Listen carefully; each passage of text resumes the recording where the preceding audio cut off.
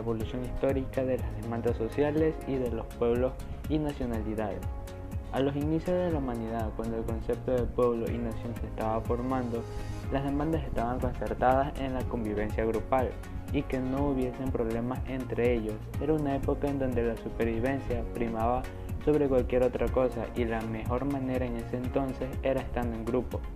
Claro está, hay que considerar que habían muchos imperios en donde la sociedad estaba mucho más avanzada, pero no así las demandas sociales. Cada quien tenía una posición en la sociedad y no podía cambiarla.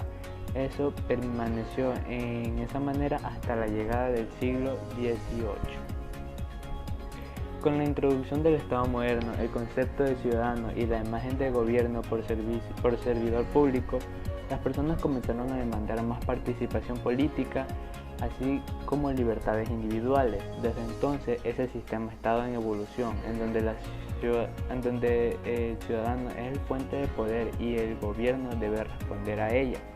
Uno de los valores profundos que los pueblos indígenas ostentan hasta el día de hoy, sin duda alguna, es su capacidad de resistencia frente a las adversidades de la colonia europea, ante la explotación económica, la opresión política, el estado de exclusión y discriminación social.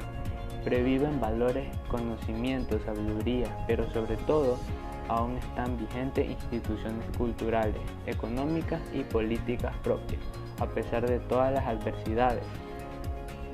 Son estos los presupuestos y el contenido que fluye al interior de los pueblos y comunidades indígenas, y principalmente las que determinan las luchas, las propuestas y los logros del movimiento indígena contemporáneo.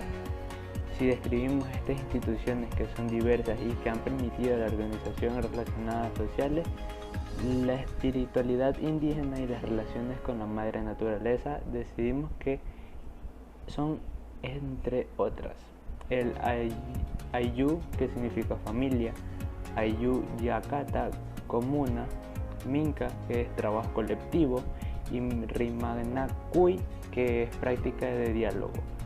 Yuyarinacuy, que sería acuerdo, y Pachamama, naturaleza.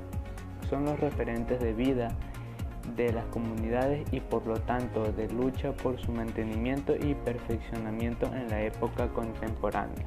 Muchas gracias y a continuación mi siguiente compañero.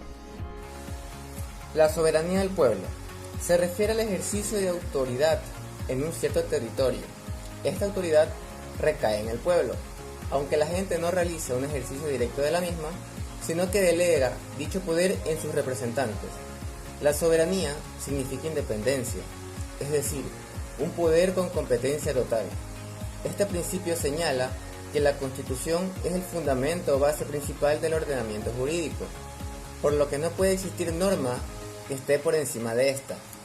Conceptualmente, el término remite a la racionalización jurídica del poder político, o sea, la transformación del poder de hecho en poder de derecho. Históricamente el concepto aparece junto con el Estado moderno en el siglo XVI para describir el poder estatal único y exclusivo sujeto en la política.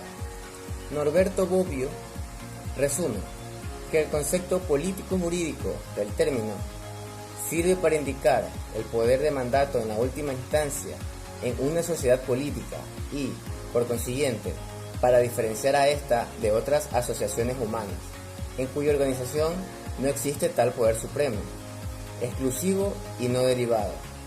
Así, la idea de poder supremo define la soberanía y su presencia es inherente a la aparición del Estado. Con las revoluciones burguesas, el concepto pasó de la idea del poder supremo del Estado al poder supremo de la voluntad general del pueblo o la nación. Entre las principales características que describen a la soberanía, que es absoluta, perpetua, indivisible, inneable y imprescriptible, es absoluta porque define a un poder originario que no depende de otros ni está limitada por las leyes. Es perpetua porque su razón trasciende a las personas que ejercen el poder y diferencia de lo privado, que es imprescriptible e inaliable. Otra descripción del término puede entender desde 3 ópticas de su carácter: 1, limitada; 2, absoluta; y 3, arbitraria. La primera concibe la soberanía como loque, la cual tiene límites naturales en el contrato del que surge. Según la Constitución política, la soberanía reside esencial y originalmente en el pueblo. Todo poder público dinama del pueblo y se instituye para beneficio de éste. También abunda que el pueblo ejerce su soberanía. Yo les voy a hablar sobre la diferencia entre la democracia social y la democracia política. Al hablar de democracia, la excepción primaria de la palabra nos refiere a una entidad política, una forma de organización de estados y de gobierno. Es entonces un sistema en que el poder no reside de un solo individuo, sino que el mismo se distribuye entre todos los ciudadanos y son ellos quienes eligen y controlan de esta forma a sus gobernantes.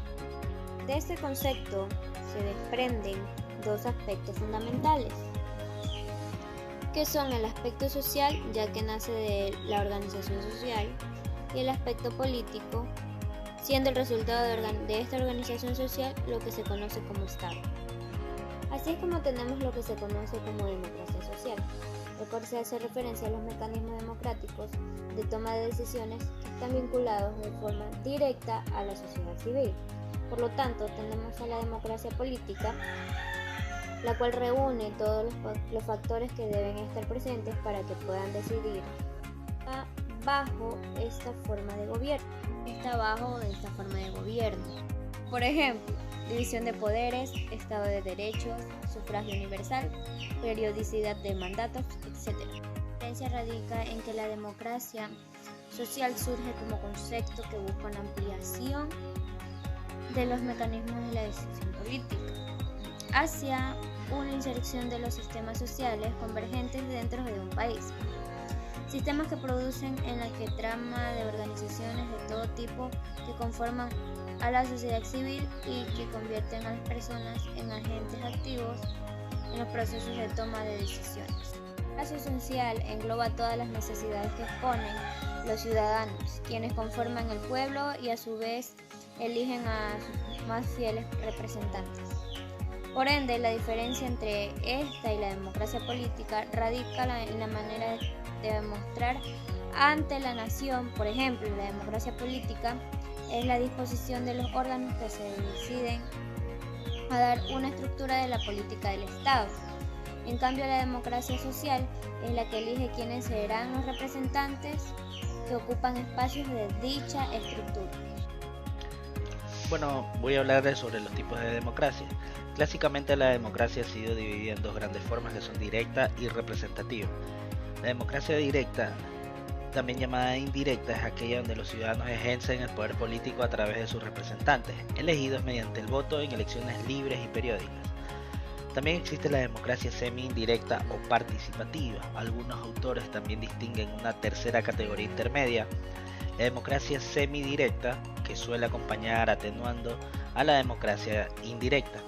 En la democracia semidirecta, el pueblo se expresa directamente en circunstancias particulares, básicamente a través de 4 mecanismos, como lo son el referéndum, que es donde el pueblo elige por sí o por no sobre una propuesta; el plebiscito, que el pueblo concede o no concede la aprobación final de una norma, ya sea constitución, ley o tratado; iniciativa popular.